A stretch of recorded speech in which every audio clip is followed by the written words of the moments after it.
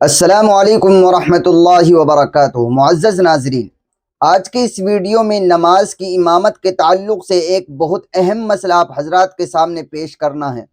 مسئلہ یہ ہے کہ بعض لوگوں نے کسی اہل علم سے یعنی کسی عالم سے یا کسی مفتی سے یہ مسئلہ معلوم کیا ہوتا ہے کہ اگر کوئی شخص فجر کی نماز نہ پڑھتا ہو تو اس کو امام بنانا چاہیے یا نہیں۔ تو اہل علم نے یعنی عالم صاحب نے یا کسی مفتی صاحب نے ان کو جواب دیا ہوتا ہے، تو بعض مرتبہ مفتی صاحب یا عالم صاحب وہ تو جواب صحیح دے رہے ہوتے ہیں، مگر جن صاحب نے سوال کیا ہے یعنی سائل کی سمجھ میں وہ جواب مکمل طریقے سے نہیں آتا ہے تو ان کو غلط فہمی ہو جاتی ہے۔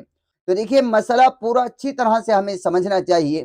مسئلہ یہ ہے کہ جو شخص فجر کی نماز نہ پڑھنے کا عادی ہو، یعنی فجر کی نماز مستقل چھوڑتا ہو، تو ایسا شخص فاسق ہے، اور فاسق کو بقیہ نمازوں کا امام بنانا یہ صحیح نہیں ہے، یعنی فاسق کو امامت کا حق ہی حاصل نہیں ہے۔ لیکن اب سوال یہ ہے کہ کیا انسان فاسق صرف فجر کی نماز ہی چھوڑنے کی وجہ سے ہوتا ہے، یا اور بھی کام شرعی خلاف ورزی کے جو کام ہیں ان کی وجہ سے بھی فاسق ہو جاتا ہے؟ بھئی کوئی شخص داڑھی کٹواتا ہے تو وہ بھی فاسق ہے، تو داڑھی جو ایک مشت سے کم کی رکھتا ہے اس کے پیچھے بھی نماز اسی درجے میں جائے گی جس درجے میں فجر کی نماز چھوڑنے والے کے پیچھے ہوتی ہے۔ ایسے ہی کوئی آدمی شریعت کے خلاف ورزی یعنی جھوٹ بولتا ہے، سودی لین دین کرتا ہے، اس کے پیچھے بھی نماز، اس کو بھی نماز کا امام نہیں بنانا چاہیے۔ تو شرعی خلاف ورزی، شریعت کے خلاف کام کرنے والا شخص خواہ وہ کوئی بھی ہو وہ فاسق ہے، اور فاسق کی امامت جو ہے یہ درست نہیں ہے، مکروہ ہے، اور مکروہ تحریمی ہے، جائز نہیں ہے۔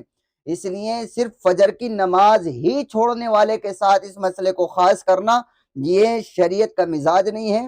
شریعت کا مزاج یہ ہے کہ جو شخص بھی شریعت کے خلاف کام کرے گا وہ فاسق ہوگا، اور فاسق کی امامت درست نہیں ہے۔ اگر اس کے علاوہ کوئی غیر فاسق یعنی جو شریعت کے مطابق زندگی گزارنے والا ہو وہ شخص موجود ہو تو اسی کو امام بنانا چاہیے، شریعت کے خلاف ورزی کام کرنے والے کو امام نہیں بنانا چاہیے۔